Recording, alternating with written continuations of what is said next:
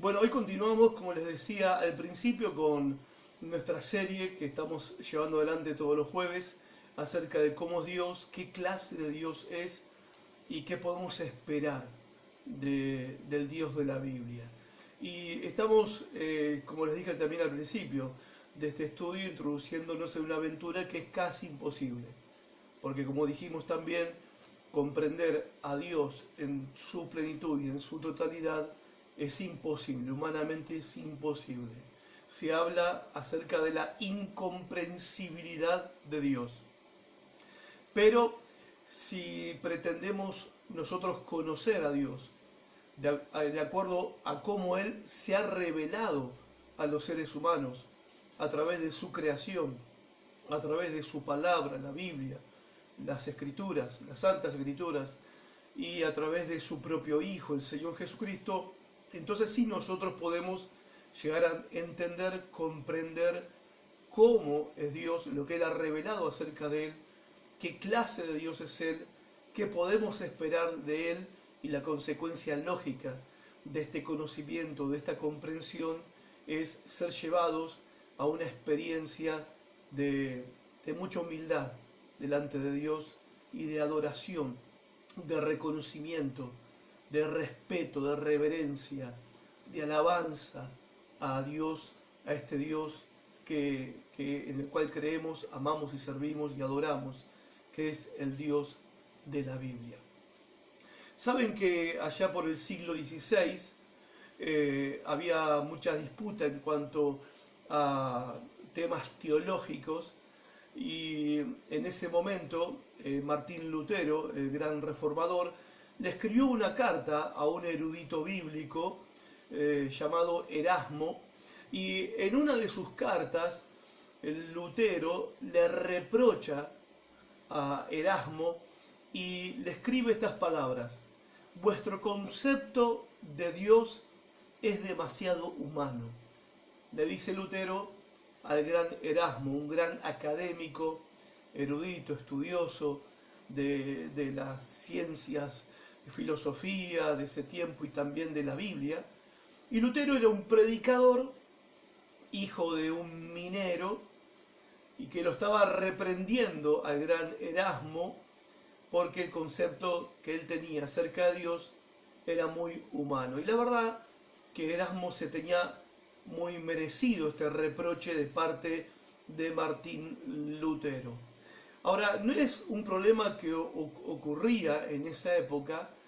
También cuando miramos la historia del pueblo de Israel, hay un momento en un tiempo de decadencia del pueblo de Israel, decadencia espiritual, un tiempo de apostasía del pueblo de Israel, donde Dios mismo se queja contra su pueblo, le reprocha a su pueblo con estas palabras en el Salmo 50, versículo 21. Dios le dice a Israel: pensabas que de cierto sería yo como tú. Dios le está reprochando a su pueblo que ellos están pensando en Dios como si Dios fuera muy humano, muy como ellos. Ahora, este reproche, justamente lo que también Lutero le reprocha a Erasmo, tu concepto de Dios es muy humano, es un reproche que es una forma de pensar con respecto a Dios que termina siendo pecaminosa, porque es una forma de blasfemia tener una imagen o una idea de Dios diferente a cómo Dios se ha revelado en la Biblia, en la palabra de Dios, o diferente a cómo Dios se ha revelado en la creación, o diferente a cómo Dios se ha revelado a través de su Hijo Jesucristo. Esto se ha convertido en el pecado de las multitudes en el mundo entero, pero incluso se ha convertido en el pecado, error y fracaso también, pero pecado al fin, de muchos creyentes hoy en día. De muchos creyentes hoy en día. ¿En qué consiste el pecado? En tener una idea equivocada del Dios de la Biblia, al punto tal que el Dios de la Biblia, cuando cuando es presentado a través de la predicación y la enseñanza, el Dios de la Biblia es presentado tal cual como la Biblia lo revela, suele ser incluso hasta muy ofensivo para los mismos creyentes. Es lógico que resulte ofensivo para los que no son creyentes, pero hoy en día está pasando que cuando se habla de Dios en todo sentido, de quién es Él, de cómo es Él, y se presenta a Dios en su grandeza, en su majestad, en su gloria, en su santidad, en su poder, en su misericordia, pero también en su ira, muchos dicen, bueno, yo no creo en ese Dios. Yo no estoy de acuerdo con ese Dios, yo no conozco ese Dios, yo conozco un Dios de amor. Y si bien esto es verdad, en el sentido de que Dios es un Dios de amor, ahora decir que yo conozco a un Dios de amor y negar que Dios también tiene otros atributos, otras perfecciones. Dios no es solo amor. Así como una persona no es solamente una cosa, aunque obviamente no puede haber comparación entre Dios y nosotros. Por eso el reclamo, el reproche de Dios a su pueblo Israel, cuando les dice, ustedes están pensando que yo soy como ustedes, que yo pienso como ustedes, actúo como ustedes, yo siento como ustedes. Ustedes están, porque yo callé, ustedes están pensando de que yo estoy de acuerdo con lo que ustedes están diciendo y con lo que ustedes están haciendo. Ahora, ¿por qué estoy diciendo que el Dios de la Biblia es casi desconocido para muchos cristianos hoy en día? Bueno, justamente por lo que muchos cristianos, sectores en la iglesia evangélica, por lo que están creyendo muchos cristianos y muchas iglesias en la actualidad. Por ejemplo, algunos creyentes creen que los propósitos y los planes de Dios pueden ser estorbados por Satanás. Y la pregunta que nos podemos hacer acá es, ¿en serio?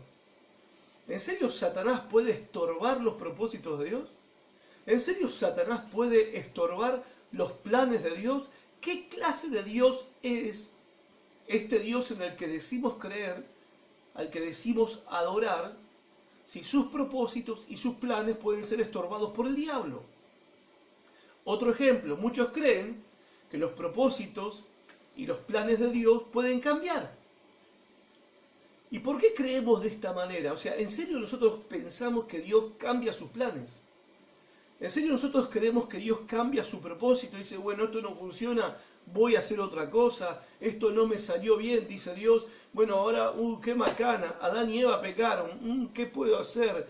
Y bueno, voy a coserle una ropa, voy a darles una ropa de piel para que se tapen su desnudez mientras pienso cómo resuelvo este problema. Y Dios tuvo que cambiar sobre la marcha, ¿no? Dios mandó a su Hijo, el Mesías, a su pueblo Israel, y el pueblo escogido rechazó al Mesías, entonces Dios tuvo que cambiar de planes para darle una oportunidad a los que no son judíos, y ahí entramos nosotros, los que no somos judíos, los gentiles, así se les llama a los que no somos judíos, en la Biblia se les llama gentiles. Entonces nosotros entramos en la ecuación porque Dios tuvo que cambiar su plan. Bueno, la idea de que Dios cambia de planes y que cambia sus propósitos y que Dios tiene un plan nuevo, siempre, que Dios siempre saca un plan nuevo de la galera, Dios tiene un propósito nuevo para tu vida, para mi vida, para la iglesia en este tiempo, esa idea ¿de dónde viene? De que nosotros imaginamos que Dios es como nosotros, que nosotros sí cambiamos de planes cada semana, cada mes y cada año. Nosotros también un tiempo queremos una cosa y después queremos otra. Así somos nosotros. Entonces nosotros proyectamos lo que nosotros somos a nuestra idea de cómo es Dios. Pero la pregunta es, ¿el Dios de la Biblia es un Dios que cambia de opinión?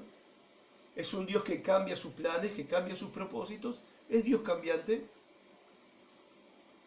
Tercera cuestión, de que por qué digo que hay muchos cristianos hoy en día y algunos sectores de la iglesia evangélica que tienen un concepto desdibujado de quién es Dios, porque por ejemplo, muchos creen que Dios puede ser restringido, que Dios puede ser limitado por el libre albedrío del hombre, por tu libre albedrío y por mi libre albedrío. ¿No? ¿Cuál es la frase que se suele escuchar y que todo el mundo dice amén, aunque no está en la Biblia? No está en la Biblia. Dios es un caballero y nunca va a hacer nada que vos no se lo permitas. ¿De verdad? ¿De verdad creemos eso? ¿De verdad que nosotros podemos decirle a Dios, no, hasta acá nomás, no te permito, no te permito? ¿Mm? ¿Es verdad que le podemos poner límites a Dios? ¿Es verdad que soy yo el que le permito o no le permito? ¿Sí le permito? No, hoy no te permito, Dios, que transformes mi vida, que hagas esto en mi vida, que hagas lo otro en mi vida. No te permito que obres en mi familia. Bueno, y después digo la semana que viene, sí, esta semana yo te permito que obres en mi vida y te permito que obres en mi familia.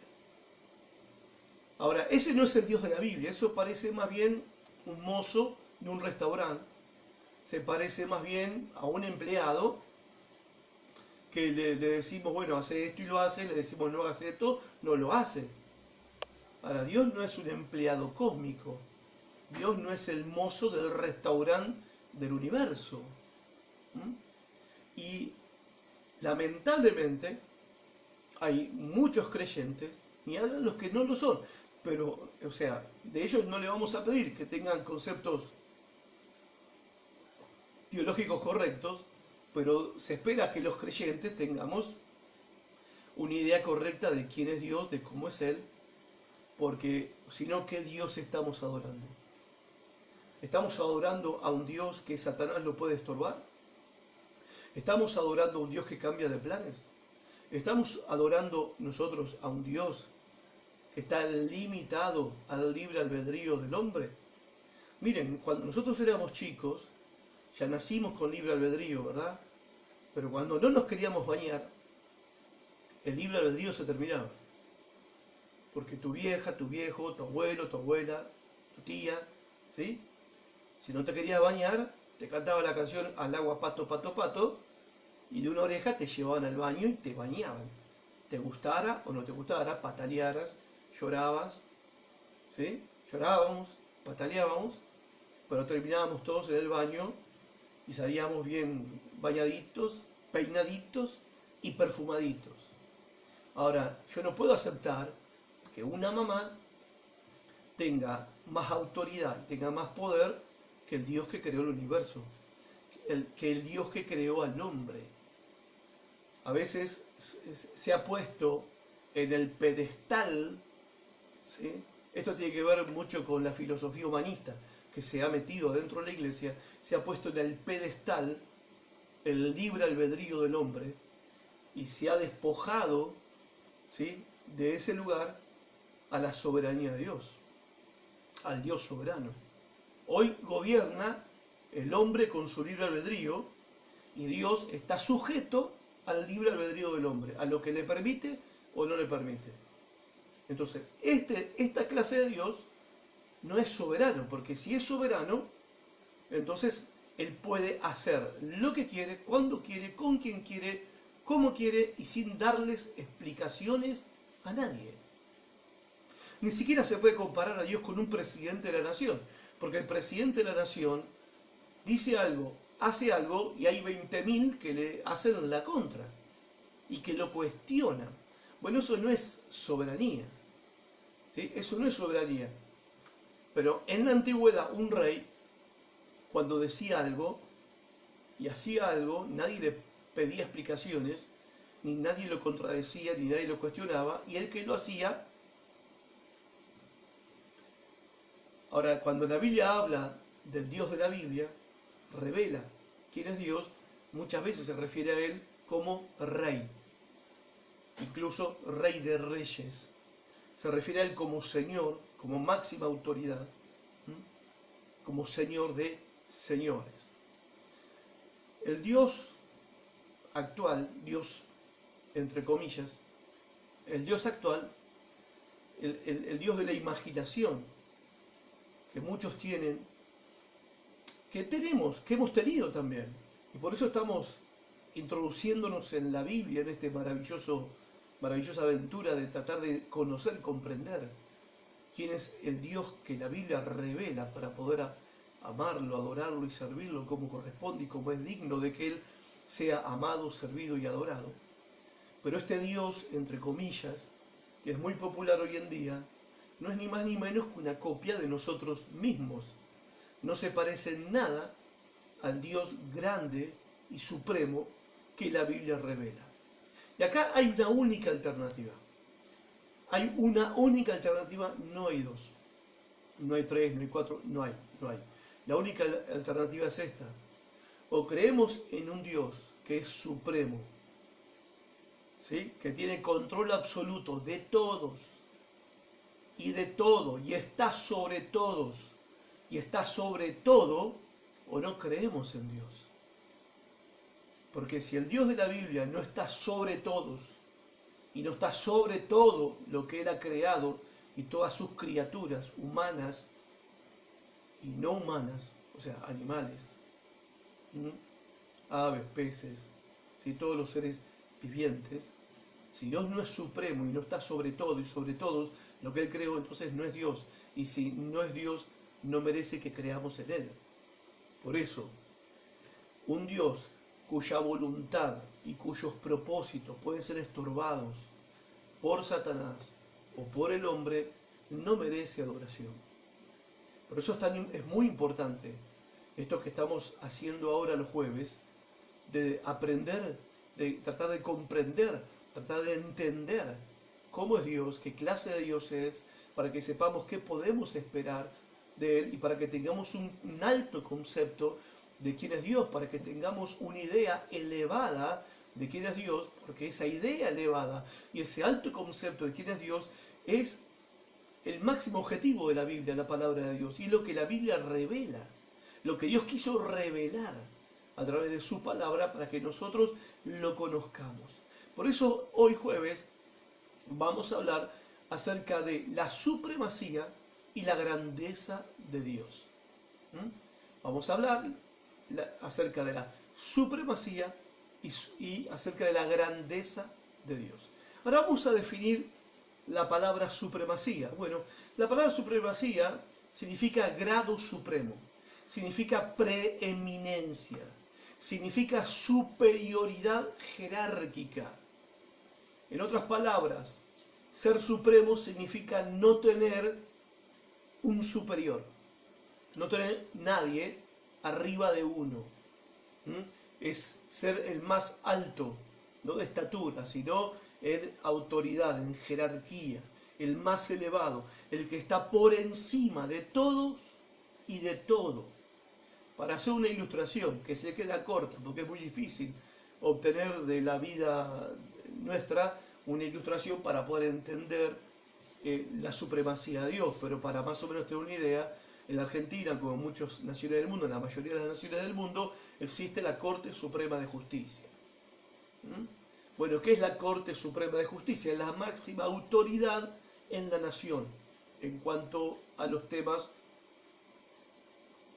políticos y temas de legislación, temas de justicia. Uno puede ir al juzgado de su provincia, de su departamento, puede iniciar un juicio o recibir un juicio, una denuncia o denunciar, y hay muchas instancias hasta que se resuelve el juicio, y si el juicio no resulta como vos querías, podés apelar a una máxima instancia, a quien tiene la máxima autoridad. Un juez ordinario puede dictaminar a través de un veredicto: tenés razón, no tenés razón, culpable, inocente, pagás, no pagás. Pero vos tenés el derecho de apelar a una instancia mayor, que es la instancia donde tiene máxima autoridad, incluso sobre los jueces de los juzgados ordinarios. Bueno, esos son los jueces de la Corte Suprema de Justicia. Es muy interesante que, por ejemplo, en el Salmo 82, si después lo lees, en el Salmo 82, la Biblia habla de que Dios preside en una corte celestial. El Salmo 82 es una descripción, como Job capítulo 1, por ejemplo, una descripción de cómo funciona la corte celestial, donde Dios está sentado en el lugar del juez supremo de toda la tierra y de todo el universo como en Génesis mismo. Por ejemplo, Abraham lo llama a Dios, el juez de toda la tierra. Dice Abraham, no hará lo que es justo. Y Salmo 83 y Job capítulo 1 nos muestran escenas de lo que es la corte celestial, Dios presidiendo en una corte celestial. A esto nos referimos con qué significa que Dios es supremo.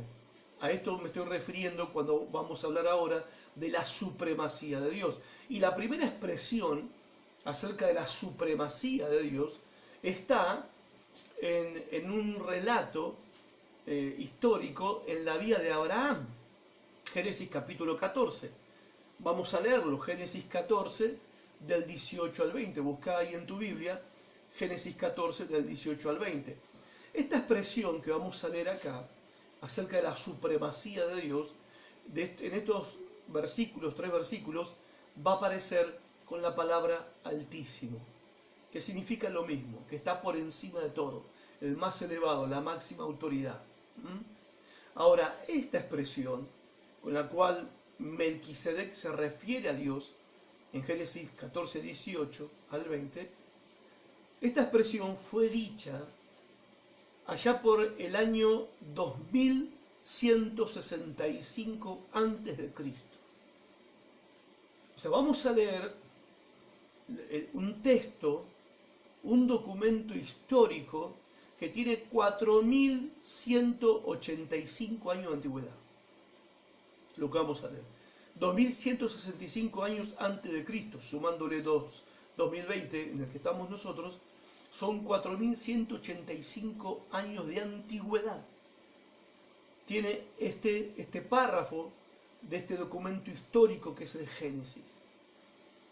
Y dice, en palabras de Melquisedec, entonces Melquisedec, rey de Salem y sacerdote del Dios Altísimo, sacó pan y vino y le bendijo a Abraham, diciendo, bendito sea Abraham del Dios Altísimo, creador de los cielos y de la tierra, y bendito sea el Dios Altísimo que entregó a tus enemigos en tu mano, y le dio a Abraham los diezmos de todo. En 3 ocasiones, en estos 3 versículos, se hace referencia, ya se conocía a Dios hace 4185 años atrás. Hay un documento histórico que nos muestra que ya en ese tiempo se lo reconocía a Dios como el Ser Supremo. Acá usa la palabra altísimo. O sea, se está refiriendo a la supremacía de Dios, a la autoridad de Dios sobre todas las cosas. De lo cual también la Biblia nos habla acerca de esta autoridad que tiene Dios. Por ejemplo, la autoridad que Dios tiene sobre el cielo. Isaías 14, 13 al 14. Déjeme hacer una pequeña aclaración. Hoy va a haber mucha Biblia, porque vamos a dejar que la Biblia nos hable. Mis palabras van a ser y son muy limitadas para tratar de explicar cabalmente esto. Nada mejor que la Biblia para decirnos con sus palabras, inspiradas por el Espíritu Santo, para iluminar nuestra mente y corazón acerca de esta gloriosa realidad, gloriosa verdad, que es la de la supremacía y la grandeza de Dios. Así que hoy vamos a leer varios textos de la Biblia. Ustedes los pueden anotar y después los pueden leer más tranquilo cuando terminemos esta clase. Dice Isaías 14 del 13 al 14. Tú que decías en tu corazón, refiriéndose a Satanás, y está hablando de un acontecimiento que ocurrió antes de la fundación del mundo. Tú que decías en tu corazón, esto decía Satanás, subiré al cielo, en lo alto, junto a las estrellas de Dios, levantaré mi trono. Como sabemos, Satanás quería hacer un golpe de estado y derrocar a Dios de su trono y sentarse él en el trono de Dios. Este era el pensamiento de Satanás. Subiré al cielo en lo alto junto a las estrellas de Dios, levantaré mi trono, decía él, y en el monte del testimonio me sentaré, a los lados del norte, sobre las alturas de las nubes subiré y seré semejante al Altísimo. ¿De qué nos está hablando acá el texto bíblico? Que Satanás se estaba refiriendo al lugar donde Dios, desde donde Dios gobernaba, el Altísimo. Sobre las alturas de las nubes subiré. Daniel 4:35 dice, todos los hombres de la tierra no son nada comparados con Él. Él hace lo que quiere entre los ángeles del cielo y entre la gente de la tierra. Nadie puede detenerlo ni decirle, ¿por qué haces estas cosas? Verso 37. Ahora yo, Nabucodonosor, alabo, glorifico y doy honra al Rey del cielo. Todos sus actos son justos y verdaderos y es capaz de humillar al soberbio. Entonces, lo que la Biblia nos habla y nos refleja en estos textos es que Dios tiene suprema autoridad en el cielo. Pero ¿qué de la tierra? ¿Qué del planeta? ¿Qué del mundo? ¿Qué de las personas de los seres humanos que vivimos en este planeta? También la Biblia habla de la suprema autoridad de Dios sobre la tierra. Deuteronomio 32:8 dice, cuando el Altísimo asignó territorio a las naciones, cuando dividió a la raza humana, fijó los límites de los pueblos, según el número de su corte celestial. ¿Qué nos está diciendo acá Moisés en el libro de Deuteronomio? Que fue Dios el que creó las naciones y el que creó los límites, ¿sí?, de las naciones, las fronteras de las naciones. Fue Dios el que dividió a la raza humana. Fue Dios el que asignó a cada uno su lugar en el mundo, en el planeta. Y nadie pudo decir, no me gusta. Nadie pudo decir, yo no quiero ser argentino, puedo ser dinamarqués. Yo no quiero ser español, quisiera ser francés. Dios no preguntó a nadie, Dios no consultó con nadie. Dios asignó territorio para cada una de las naciones, dividió la raza humana en naciones, en pueblos, y fijó los límites de los pueblos. O sea, nosotros llegamos, la Argentina tiene los límites que tiene porque Dios los estableció así, así cada nación de la tierra. Ese es el control, la autoridad de Dios sobre la tierra. Salmo 9, verso 2 al 5, dice, me alegraré y me regocijaré en ti. Cantaré a tu nombre, oh Altísimo. Mis enemigos volvieron atrás, cayeron y perecieron delante de ti, porque has mantenido mi derecho y mi causa. Te has sentado en el trono juzgando con justicia, reprendiste a las naciones, destruiste al malo, borraste el nombre de ellos eternamente y para siempre. ¿Qué es lo que está diciendo acá el salmista? El salmista está diciendo que Dios interviene como Él quiere en los asuntos humanos. Y Él se alegra, está muy contento, porque Dios intervino para librarlo a Él de enemigos que tenía. Enemigos que estaban acechando su vida. Y Él ve a Dios interviniendo a su favor. Dice, se volvieron atrás mis enemigos, cayeron y perecieron delante de ti. O sea, Él no atribuye, David no atribuye su victoria militar, a su poder militar, a su estrategia militar, sino que Él atribuye la victoria sobre sus enemigos a una intervención directa de Dios. No es que David no tuvo que pelear. No es que David, en este caso, no tuvo que salir a la batalla. David salió a la batalla, pero él reconoce que el resultado final de la batalla, el resultado final en su vida, en su destino, dependió y dependía de la intervención de Dios en los asuntos de la guerra, en este caso, y los asuntos personales de David. ¿Y por qué Dios interviene en asuntos de guerra, en asuntos personales? Porque Dios tiene autoridad sobre la tierra. También dice el Salmo 21, verso 7. David, otra vez dice, el rey confía en el Señor, en el gran amor del Altísimo, por eso jamás caerá. ¿Qué está diciendo David? Yo no voy a caer, no porque sea mejor que los demás, no porque tenga más cualidades, su habilidad, su inteligencia que los demás, no voy a caer porque el Dios que me sostiene tiene la autoridad y el poder para mantenerme firme. O sea, Dios interviene incluso en mi caminar diario para que yo no caiga en el pecado. Luego Daniel 5:18 dice, el Dios Altísimo dio al rey Nabucodonosor, padre de usted, le está hablando al nieto de Nabucodonosor, Daniel, a Belsasar, le está diciendo, el Dios Altísimo le dio a Nabucodonosor, tu padre, le dio grandeza, gloria, majestad y esplendor. ¿Qué está diciendo David por inspiración del Espíritu Santo? Que Nabucodonosor llegó a ser rey y tenía toda la gloria que tenía, la grandeza que tenía, la majestad que tenía, el esplendor que tenía, porque Dios se lo dio. Porque Dios se lo dio.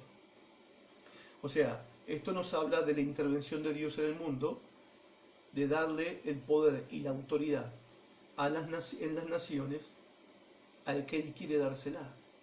Vos me dirás, sí, pero nosotros somos los que votamos. Por supuesto que nosotros somos los que votamos, porque hasta eso Dios ha querido que nosotros tengamos la libertad en nuestra nación, como en otras naciones, de poder votar.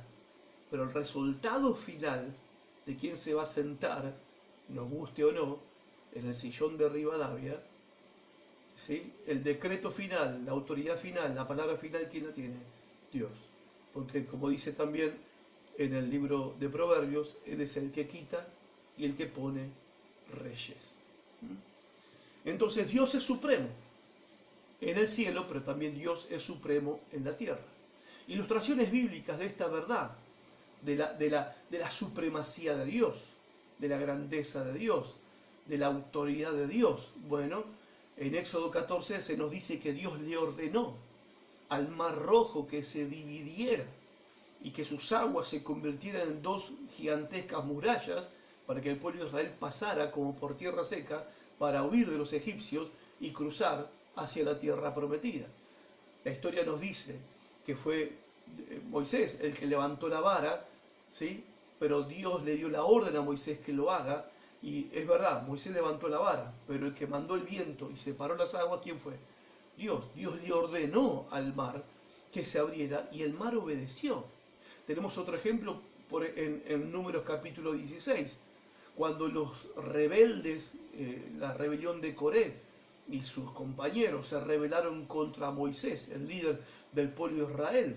En medio de su rebelión contra Moisés, Dios ordenó que la tierra se abra y la tierra los tragó. O sea, no podemos decir, qué casualidad, justo hubo un terremoto y se cayeron al abismo los rebeldes enemigos de Moisés. No, no fue casualidad. La Biblia dice que Dios mandó abrir la tierra. Después tenemos en Josué capítulo 10 el otro caso de que Dios detuvo el sol por una oración que hizo Josué para terminar una batalla en contra de los enemigos del pueblo de Israel. Es verdad que Josué hizo la oración, pero el que paró el sol fue Dios, el que le dio la orden al sol. Ni siquiera Dios tuvo que poner su mano, fue la orden que Dios le dio al sol y el sol se detuvo. Tenemos también en Isaías 38:8, cuando Dios hace retroceder la sombra en el reloj de Acaz. Tenemos también a los cuervos que le llevaban por orden de Dios, los cuervos le llevaban carne a Elías que estaba escondido en una cueva. Carne y pan le llevaban. Los cuervos no se comían la carne, siendo animales, aves carroñeras, pero no se comían la carne porque Dios les había ordenado que le llevaran la comida a Elías. Tenemos el ejemplo en 2 Reyes 6, cuando por medio de una profecía del profeta Eliseo, Dios hace flotar la cabeza de un hacha, la parte de hierro. No sé si se dice cabeza, no soy experto en herramientas, como se darán cuenta, pero la parte del hacha, ¿sí? El hierro, uno de los trabajadores estaba hachando un árbol y en una de esas que tiró para atrás el hacha para golpear, voló la cabeza del hacha y cayó al río, y Dios hizo flotar el hierro por orden de Dios. También tenemos el ejemplo de Daniel capítulo 3, cuando a Sadrach, Mesach y Abednego los echan al horno de fuego porque se negaron a adorar la estatua del rey Nabucodonosor, y el fuego no los quemó por orden de Dios. Y tenemos el otro ejemplo en Daniel capítulo 6, cuando Daniel también se negó a obedecer una orden del rey que iba en contra de la palabra de Dios, y Daniel fue lanzado al foso de los leones hambrientos. y Dios cerró la boca de los leones y no se comieron a Daniel. Todos estos relatos bíblicos lo que están revelando es justamente, no tanto, a ver, en Hebreos 11 nos habla de la fe de estos hombres, ¿sí? Pero también en estos relatos no estamos engrandeciendo la fe del hombre, sino que estamos engrandeciendo al Dios que hizo estas cosas, al Dios que honró la fe de estos hombres haciendo estas cosas que nadie podría jamás hacer, y que Dios puede hacer, y de hecho lo hace, lo hizo y lo hace. ¿Por qué? Porque Dios es supremo, porque Dios está por encima de todo y de todos. Así que, Salmo 135, versículo 6, el Señor hace todo lo que quiere en los cielos y en la tierra, en los mares y en todos sus abismos. Ahora, algunos quizás se pregunten, ¿y qué onda con aquellos que resisten la voluntad de Dios? ¿Qué onda con aquellos que desafían la voluntad de Dios, que hacen oídos sordos a las exhortaciones de Dios? Bueno, yo te voy a decir la verdad con respecto a esto, ¿sí? En realidad nadie obedece a Dios de manera perfecta, ni siquiera nosotros los creyentes. O sea, nadie cumple a la perfección todo lo que Dios ordena y todo lo que Dios manda. Pero, a pesar de nuestra desobediencia, que en algunos casos es voluntaria, los que desafían a Dios, los que hacen oídos sordos a sus exhortaciones, y después están los que desobedecen a Dios de forma involuntaria. Pero en definitiva, tanto unos como otros terminamos desobedeciendo a Dios. Entonces, los planes de Dios se frustran, los propósitos de Dios son estorbados por nuestra desobediencia o por nuestra rebeldía en contra de Dios y en contra de su palabra. No, porque a pesar de nuestras desobediencias, voluntarias o involuntarias, Dios siempre cumple su propósito. Dios siempre cumple su plan. Y te voy a dar dos ejemplos. Tenemos el ejemplo de Judas. Judas cometió un acto aberrante. Judas desafió a Dios. Judas traicionó al Mesías, traicionó al Hijo de Dios.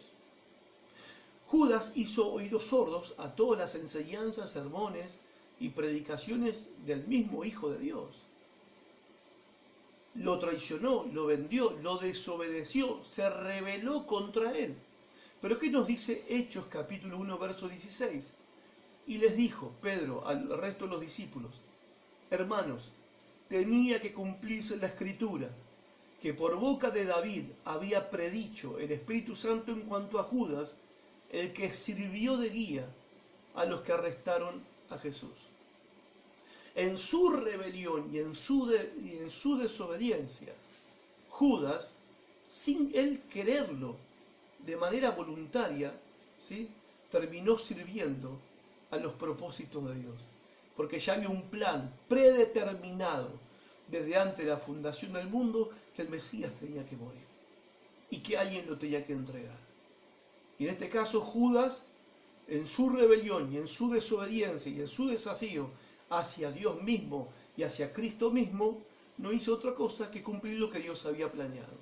O sea, la desobediencia del hombre no puede anular los propósitos de Dios. O sea, Dios no entra en depresión porque yo me rebelo contra Él, me voy de la iglesia, me aparto del Señor, me voy al mundo. Dios no se deprime. Dios no queda llorando en un rincón. Dios no me está extrañando, ¿sí?, para que yo vuelva. Dios no es que no puede dormir porque yo dejo de ir a la iglesia, porque dejo de orar, porque me enojo, me empaco, me rebelo contra Él, no leo más la Biblia, revuelvo la Biblia. Dios no entra en crisis por eso. Y otro ejemplo es el pueblo de Israel. El pueblo de Israel crucificó a su Mesías. Y vos decís, qué tragedia, ¿no? Porque justamente tantos siglos esperando al Mesías, el pueblo judío, el pueblo de Israel, tantos siglos esperando al Mesías, cuando vino lo crucificaron por medio de los romanos. Lo asesinaron a su propio Mesías. ¡Qué tragedia! ¡Qué catástrofe! ¿Y ahora qué va a pasar? los planes de Dios. Mataron a su hijo. ¿Qué dice la Biblia? Hechos 2:23 al 24. Pedro predicándole a los judíos en el día de Pentecostés. Este fue entregado, según el determinado, hablando de Cristo, dice que fue entregado por los judíos, sí, pero según el determinado propósito y previo conocimiento de Dios. Y por medio de gente malvada, le dice Pedro a los judíos, ustedes lo mataron, clavándolo en la cruz. Sin embargo, eso era plan de Dios. Y sin embargo, Dios lo resucitó, porque también era ese su plan. ¿Esto qué, de qué nos habla? ¿Qué nos muestra, hermanos? La supremacía de Dios. Que Dios está por encima de todo y de todos. Y en el Nuevo Testamento, porque capaz que alguno dice, bueno, pero el Antiguo Testamento lo dice, pero en el Nuevo Testamento... Bueno, el Nuevo Testamento, que acabamos de leer, pero hay un texto, dos textos que quiero leer, en Efesios 1:11, nos dice acerca de Dios que Él es el que hace todas las cosas según el designio de su voluntad. Y acá se refiere a la salvación de pecadores. ¿Por qué Dios salva a pecadores? Porque es su designio, su propósito, porque es su voluntad hacerlo, porque Él quiere, no porque nosotros se lo pedimos. Obvio que nosotros venimos y se lo pedimos, pero el hecho de que haya una oportunidad para pedir ser salvos, ser salvados, es porque Dios determinó eso desde antes de la fundación del mundo. Él hace todas las cosas hasta el día de hoy según el designio, el propósito de su voluntad, que Él determinó antes de la fundación del mundo. Por eso, Pablo dice en Romanos 11:36, porque todas las cosas proceden de Él. Todo, hermanos, todo lo que sucede en el mundo, todo, hasta un pájaro que cae de un árbol. Pobre pájaro, siempre usamos el mismo ejemplo, pero todo, hasta cualquier bacteria que anda circulando, cualquier virus que anda volando, todo, porque de Él proceden todas las cosas. De Él proceden todas las cosas, todo en tu vida, en mi vida, en la iglesia, todo lo que ocurre, ocurrió, ocurre y ocurrirá, todo procede de Él, porque todas las cosas proceden de Él y existen por Él. Nada de lo que existe hoy existiría si Dios no lo quisiera. ¿Por qué existe lo que existe ahora? Hay una sola explicación de por qué existe lo que existe ahora. Porque Dios quiere que exista. Porque si Dios no quisiera que exista, no existiría. ¿Por qué? Porque Dios es supremo. ¿Sí? Porque estamos aprendiendo acerca de ¿qué? De la supremacía de Dios. Nada puede existir en el universo que Dios no quiera que existe. Y todo lo que existe en el mundo, en el universo, sea bueno o no, existe porque Dios quiere o permite que exista. Por eso dice Romanos 11:36, porque todas las cosas proceden de Él y existen por Él y para Él. A Él sea la gloria por siempre. Amén. O sea, ¿a dónde terminamos nosotros cuando comprendemos la supremacía de Dios? Terminamos en adoración. Terminamos alabándolo a Él. Terminamos glorificándolo a Él. La Biblia revela que Dios es supremo. Ahora, ¿por qué revela que Dios es supremo? La Biblia revela que Dios es supremo para que nosotros, ¿cuál es el propósito de esta revelación? Para que nosotros nos postremos en adoración a este Dios, que está encima de todo y de todos, que es el más alto, el más sublime, el altísimo, la máxima autoridad, el que tiene la máxima jerarquía, el más alto en jerarquía. Al comprender y entender quién es este Dios, nosotros nos postremos en adoración. Es verdad que nosotros hoy en día no nos podemos jactar de que somos libres para hacer lo que nosotros queremos. Yo soy libre de hacer lo que quiero. Yo hago lo que quiero. Nadie me va a decir a mí lo que tengo que hacer. Sería bueno escuchar la amonestación de Santiago, capítulo 4, verso 15, que dice: más bien deberíamos decir, si el Señor quiere, viviremos. y haremos esto o aquello, si Dios quiere. Porque esa es la verdad, si Dios quiere. Gente, nosotros no somos el producto de un destino ciego, no somos el producto del capricho de la suerte. Nosotros entendemos por lo que nos enseña la Biblia que cada detalle de nuestras vidas ha sido preordenado por Dios. Y Dios está en control, es soberano y supremo sobre ese plan para nuestras vidas. Y ni un solo cabello de nuestras cabezas cae al piso sin el permiso, sin la autoridad de Dios. Dice Proverbios 16:9. El corazón del hombre traza su rumbo, y está bien. Que hagamos planes, está bien, pero sus pasos los dirige el Señor. Salmo 31:15 dice, mi futuro está en tus manos. Nosotros lo conocemos con en tus manos están mis tiempos. Bueno, otra versión dice, mi futuro está en tus manos. Sería bueno reconocerlo, aceptarlo y vivir con la paz y el consuelo de saber que esto es la realidad. Y Salmo 37:7 dice, quédate quieto en la presencia del Señor y espera con paciencia que Él actúe. No te inquietes, no te inquietes. ¿Por qué? Porque Dios es supremo. En segundo lugar, vamos a hablar de la grandeza de Dios. Bien, Dios es altísimo, Dios es supremo. Eso entonces implica que Dios es un Dios lejano, un Dios alejado de nosotros, un Dios inaccesible. No, no. Dios es supremo, Dios es altísimo, pero no en el sentido de que Él está alejado, distante y que es inaccesible, sino en el sentido, ¿sí?, de que hay una gran distancia en lo que somos nosotros y en lo que es Él. En ese sentido, tenemos que entender nosotros la supremacía y la grandeza de Dios. Porque decimos, bueno, si Dios es así, si el Dios de la Biblia es esta clase de Dios, no podés ni acercarte a Él. No, no, la supremacía y la grandeza de Dios es revelada en la Biblia para que nosotros entendamos que hay un abismo, no un abismo, hay un abismo de abismos entre lo que nosotros somos y lo que Él es. Y que Él está por encima de nosotros porque Él es supremo y porque Él posee grandeza. Y por eso mismo Él es digno de adoración y nosotros no. Dice el Salmo 48:1, grande es el Señor y digno de ser en gran manera alabado. ¿Por qué Él merece alabanza? Porque Él es grande. Él es grande, Él tiene grandeza.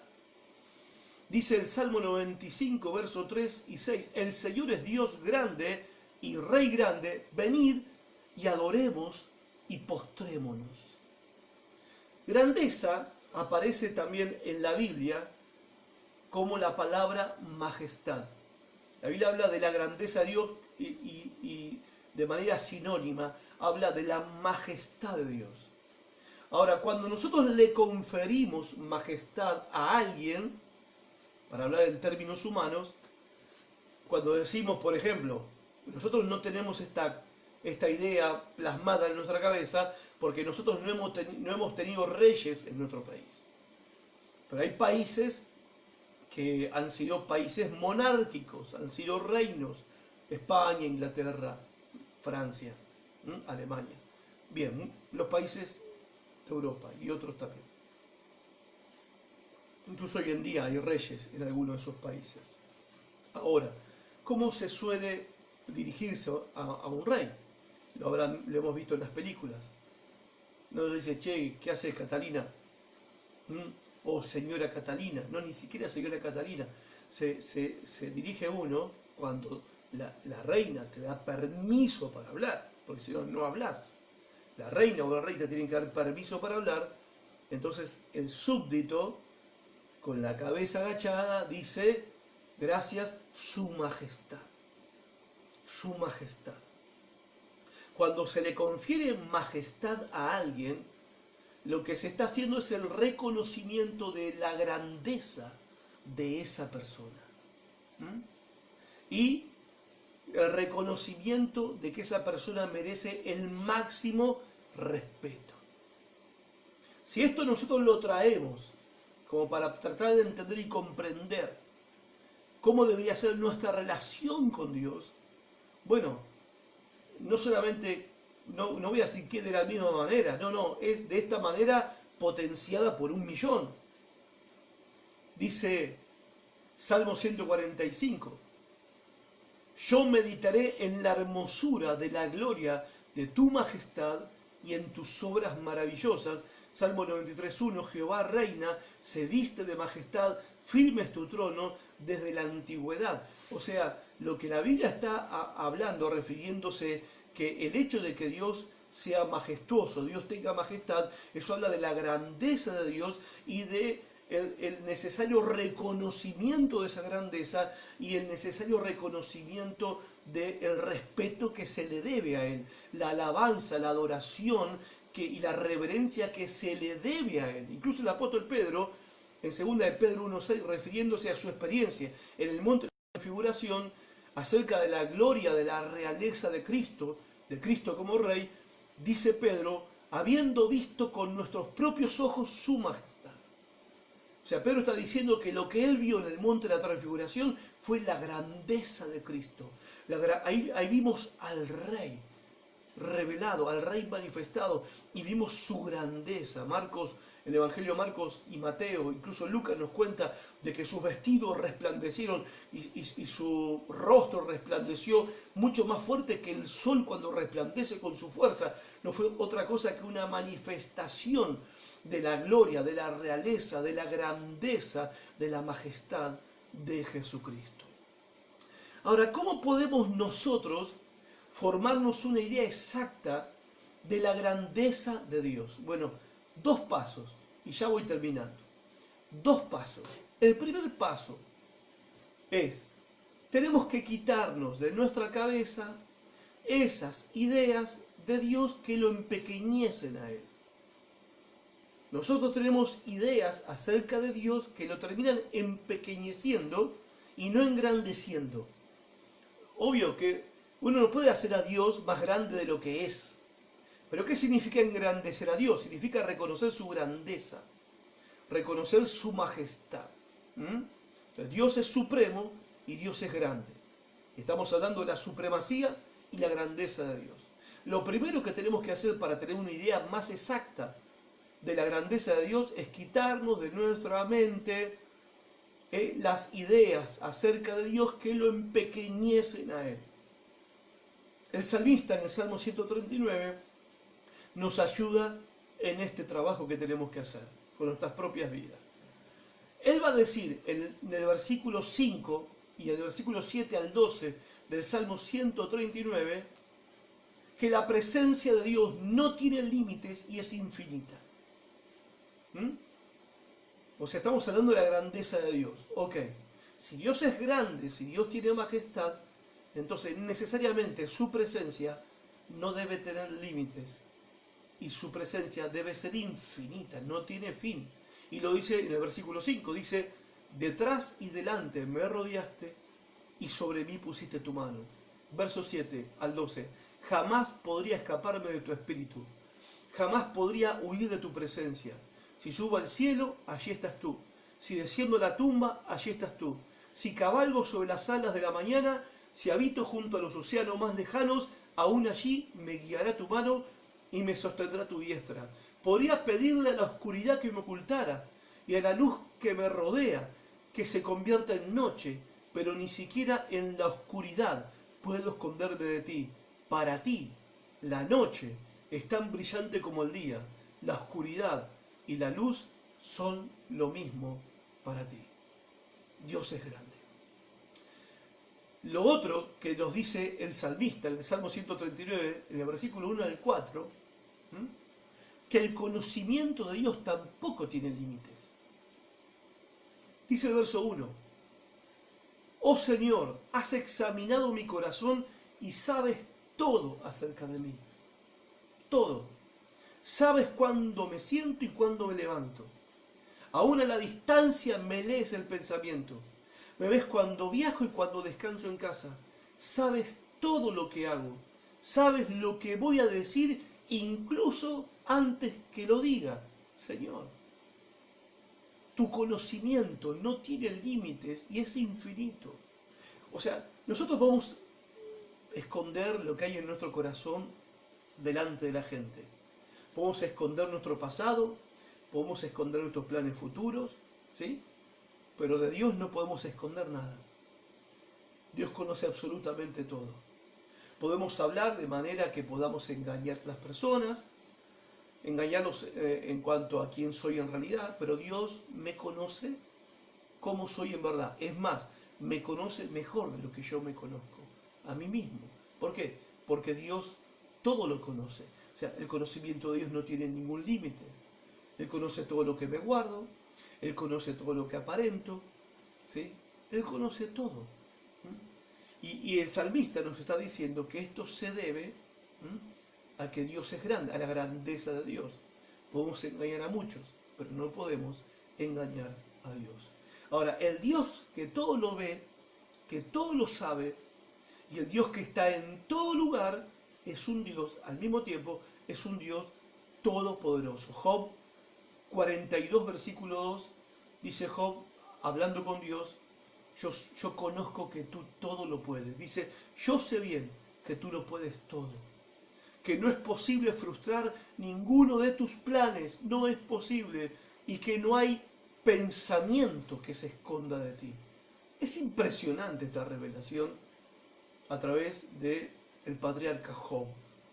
Yo sé bien que tú todo lo puedes.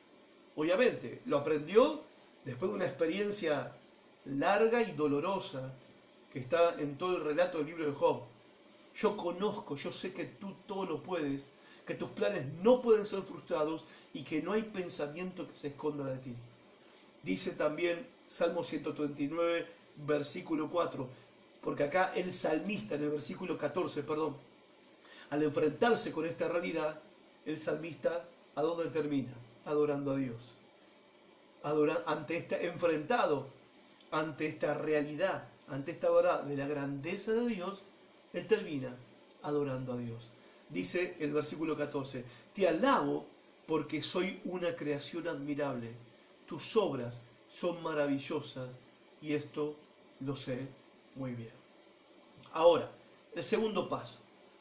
El primer paso, para hacernos una idea más exacta acerca de la grandeza de Dios, dijimos quitar de nuestras mentes esas ideas acerca de Dios que lo empequeñecen a Dios. Salmo 139 te va a ayudar con eso. Pero el segundo paso, lo que Dios hace es desafiarnos a que lo comparemos. Que hagamos el ejercicio intelectual de comparar a Dios, para que podamos dimensionar la grandeza de Dios en comparación con algunas cosas. Bueno, en el libro del profeta Isaías, que vamos a usar ahora, también hay desafíos de Dios a su pueblo cuando les dice, ustedes, a ver, compárenme con esos ídolos y estatuas de madera que ustedes están adorando. Cuando en el Salmo 115 dice, tienen ojos, o sea, las estatuas que ustedes están haciendo tienen ojos pero no ven. Tienen oídos pero no oyen, como yo veo y yo oigo. Lo que ustedes ven, lo que ustedes hacen yo veo, y lo que ustedes dicen, hablan, oran, cantan, yo oigo. Tienen manos pero no hacen, yo hago mi obra. Tienen pies pero no caminan, yo estoy en todo lugar. Ahora, en Isaías 40, 25 al 26, Dios le plantea a su pueblo el desafío de que lo comparen. O sea, Dios nos está ayudando de alguna manera a que nosotros hagamos un ejercicio intelectual para poder llegar a comprender, a entender qué clase de Dios es el Dios de la Biblia. Dice, versículo 25, ¿con quién entonces me compararán ustedes?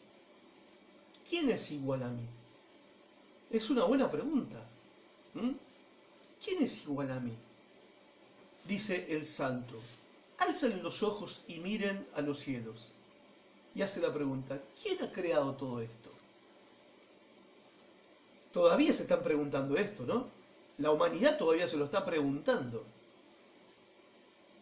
¿Quién ha creado todo esto? El que ordena la multitud de las estrellas una por una y llama a cada una por su nombre. o sea, yo, dice Dios. Es tan grande su poder y tan poderosa su fuerza que no falta ninguna de ellas. Isaías 40, 12 al 15 dice, ¿quién ha sostenido los océanos en la mano? A ver, trata de imaginarte el mar, los mares del mundo. Dios dice que los mares del mundo entran en su mano. Así de grande es Dios. Dice, ¿quién ha sostenido los océanos en la mano? ¿Quién ha medido los cielos con los dedos? Vieron que a veces nosotros usamos los dedos para medir, ¿no? Para medir algo en una mesa. 4 dedos, 8 dedos, ¿no? Dios dice que midió los cielos con sus dedos. ¿Quién sabe cuánto pesa la tierra? Dios sabe. ¿O ha pesado los montes y las colinas en una balanza? ¿Quién puede dar consejos al Espíritu del Señor? ¿Quién sabe lo suficiente para aconsejarlo o instruirlo?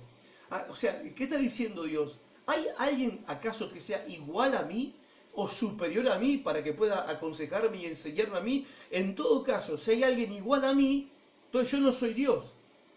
O si hay alguien superior a mí, entonces Él es ese ser que es superior a mí, ese es Dios, porque Él es supremo. Dios les está ayudando a entender acerca de su supremacía y de su grandeza. ¿Le enseñó alguien al Señor lo que es correcto? ¿O le mostró la senda de la justicia? No, porque todas las naciones del mundo no son más que un grano de arena en el desierto. Que un grano de arena en el desierto. No son más que una capa de polvo sobre la balanza. O sea, se dan cuenta, acá la comparación es entre nosotros y Él. Lo que somos nosotros, lo que son las naciones del mundo comparadas con Él. Todas las naciones del mundo son como un granito de arena. Comparado con Él. No son más que una capa de polvo en la balanza. ¿Viste? Vas a la verdulería, te pesan la papa y queda un poco de tierra cuando pesan la papa negra.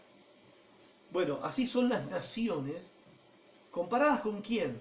Comparadas con Él. Él levanta el mundo entero como si fuera un grano de arena. Isaías 40, 28. ¿Acaso nunca han oído? ¿Nunca han entendido? El Señor es el Dios eterno, el creador de toda la tierra. Él nunca se debilita ni se cansa. Hablamos de esto el jueves pasado. Nadie puede medir la profundidad de su entendimiento. Como para que nosotros digamos, sí, yo conozco a Dios. ¿Conoces a Dios? Podemos conocer, si yo digo conozco a alguien porque sé cómo piensa. O sea, yo conozco de Dios, vos conocés de Dios lo que la Biblia revela de cómo es Él, quién es Él. Pero conocer la profundidad de su entendimiento, de su sabiduría, de su conocimiento, su grandeza, su supremacía, su majestad, nadie. Son preguntas que hace Dios un poco a medio de reproche por lo lento que somos para comprender su supremacía y su grandeza. Es Dios preguntando, ¿qué es lo que pasa? ¿Acaso piensan que yo ya estoy tan anciano y pierdo las fuerzas, me canso? ¿Ya tienen esa idea acerca de mí? ¿Acaso no les han dicho la verdad acerca de quién soy yo? Es lo que le está diciendo Dios al pueblo de Israel. Y tenemos que reconocer, gente, somos lentos para creer en la supremacía y en la grandeza de Dios. Yo sé que vas a decir, yo creo que Dios es grande, pastor. Yo creo que Dios está por encima de todo y nos encanta cantar canciones de la grandeza de Dios, de la supremacía de Dios y de lo sublime que es Dios. Pero la creencia real se ve en cómo yo vivo y enfrento una circunstancia de la vida. Porque es en la circunstancia de la vida donde se refleja lo que verdaderamente yo creo. Si yo creo en un Dios que es supremo, que está en control y es máxima autoridad sobre todo y sobre todos, voy a vivir, obviamente, de una manera con más a ver, voy a vivir con una paz que este mundo no va a poder entender. Voy a poder vivir con una fortaleza y un ánimo en medio de momentos difíciles que este mundo me va a mirar y me va a decir, este estás loco, por cómo está así con todo lo que le está pasando. Y bueno, conclusión, está así, o vivo así, o los creyentes vivimos así, porque nosotros creemos que Dios es supremo y creemos que Dios es grande. O sea, el hecho de saber esto y comprender esto afecta de plano, impacta dramáticamente nuestra forma de vivir, y lo cual también nos lleva a otra experiencia práctica de la vida. Si Dios es este Dios, que es supremo, majestuoso, es grande, ¿sí? ¿Cómo no postrarnos delante de Él en adoración? ¿Cómo no adorarlo? A ver, termino ahora sí con esto. Termino con esto. Hoy se habla mucho acerca de tener una relación personal con Dios. Y no está mal, no está mal. Porque es posible tener una relación personal con Dios, porque Dios es una persona con P mayúscula, ¿no? Pero el hecho de que Él sea una persona y de que podamos acceder a tener una relación personal con Él, no significa, y hay que tener cuidado con esto, no tenemos que dar la idea o dar la impresión cuando le decimos a la gente, yo no tengo religión, tengo una relación con Dios. Suena muy lindo, ¿sí? Pero no es lo mismo que la relación que tengo con un amigo, con mi esposa, con mis hijas, con mi nieto, con un compañero de trabajo, con mi suegra, con mis padres, con un hermano de la iglesia, porque ese tipo de relaciones es una relación con alguien como yo, o sea, con un otro ser humano como yo, con debilidades como yo, cambiante como yo, limitado como yo, a veces patéticos como yo. Pero en el caso de la relación con Dios, es la relación que un ser humano puede tener con una persona que no es como él. O sea, Él no cambia, Él no tiene debilidades, Él no es limitado. No, obviamente que no es patético, es glorioso, porque Dios es infinito, Dios es eterno, Dios es supremo, Dios es grande. Dios todo lo conoce, Dios todo lo sabe, y eso, la realidad acerca de quién es Él y cómo es Él, define totalmente la manera en que me relaciono con Él. Es verdad que Él dice, y eso nos honra, y es una gloria para nosotros, que nosotros podemos ser sus amigos si hacemos lo que Él manda. Ahora, que yo diga, Él es mi amigo, y yo puedo decir también que Maradona es mi amigo, que Messi es mi amigo, yo puedo decir, no sé, que el vecino que ganó la lotería es mi amigo. El tema es que lo diga Él. Yo puedo decir, Dios es mi amigo. Que yo lo diga no significa nada. Ahora, que Dios diga de mí, que Dios diga del creyente, que somos sus amigos, eso lo cambia todo. No, eso lo cambia todo. Yo puedo decir que soy hijo de Dios, pero que Él diga que yo soy su hijo, o que el Espíritu Santo le dé testimonio a mi propio espíritu, Dios hablando a mi vida de que soy su hijo, es otra cosa. O sea, tenemos la posibilidad de tener una relación personal con Él, pero es una relación con personas totalmente diferentes, dos personas totalmente diferentes. Él es supremo, Él es grande, Él es altísimo, Él todo lo conoce, todo lo sabe, su presencia está en todo lugar. Él es todopoderoso y yo no soy nada de eso. Y el hecho de que pueda tener una relación con Dios gracias al sacrificio que Cristo hizo por nosotros en la cruz del Calvario, hermanos, eso es suficiente, solamente eso, para relacionarnos con Él, en primer lugar, en adoración, en reverencia, en respeto, en alabanza, en glorias y en aleluyas. Esto explica, y esto es una buena explicación para muchos que todavía no son creyentes y que me están mirando, que se preguntan por qué estos se juntan toda la semana y cantan y aplauden y levantan las manos y lloran o se sonríen. ¿Qué necesidad de hacer todo eso? Es que no podemos relacionarnos con Él de otra manera. ¿Cómo no vamos a cantarle? ¿Cómo no vamos a adorarle? ¿Cómo no vamos a reverenciarle? ¿Cómo no vamos a darle gracias? ¿Cómo no vamos a llorar delante de su presencia, siendo que Él nos acepta, siendo como somos nosotros?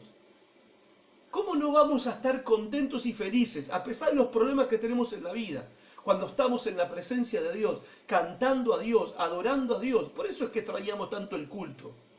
No tanto por reunirnos en el templo, extrañamos el culto porque es el momento donde como familia, lo que hacemos hoy en casa, porque estamos aislados, en el templo lo hacemos como familia, la familia se reúne para celebrar la relación que tiene con su padre. Y su padre no es como mi papá humano, ni como tu papá humano. Y gracias a Dios por nuestros padres humanos a quienes tenemos que amar, respetar y honrar. Pero Él no es como los padres humanos que somos nosotros. Él es digno de reverencia, digno de respeto, digno de adoración. A ver, si nosotros nos acercamos a Dios, como algunos dicen, sí, el barba de arriba. Otros dicen, sí, el flaco de arriba es mi amigo. Es una falta de respeto, es una insolencia, es un pecado atroz. Esa es la realidad. Eso porque no entendemos quién es Él. Y Él tiene tanta paciencia, tiene tanta misericordia, que lo pasa por alto. Lo pasa por alto, incluso a nosotros los creyentes. Nos pasa por alto tantas cosas. Hermanos, si Dios es lo que estamos aprendiendo, y Dios es como lo revela la Biblia, qué paciencia que nos tiene. Qué paciencia que nos tiene. Qué compasión que nos tiene. Nosotros somos totalmente lo contrario a lo que Él es. Él tiene nuestras vidas en sus manos. Nosotros no lo tenemos Él en nuestras manos. Él es una persona, pero es totalmente diferente a lo que somos nosotros. Porque Él está por encima de todo y de todos. Nosotros no. Y esto es lo que más me maravilla. Lo que más me sorprende. La verdad, todavía no lo termino de digerir. No creo que todavía haya reaccionado como debería reaccionar ante estas verdades y estas realidades. Porque este Dios que es supremo, este Dios que es grande, como nos revela la palabra de Dios, es el Dios que nos ama. Este mismo Dios es bueno con nosotros. Es paciente con nosotros, es misericordioso con nosotros, es compasivo con nosotros, nos bendice, nos ayuda, nos perdona, nos corrige como un padre corrige a su hijo para su bien. No entiendo por qué Dios lo hace, porque no hay nada en nosotros que Dios necesite, porque Dios no necesita nuestra adoración. Dios no necesita ni de nuestro canto, Dios no necesita ni de nuestro amor, Dios no necesita ni de que le sirvamos.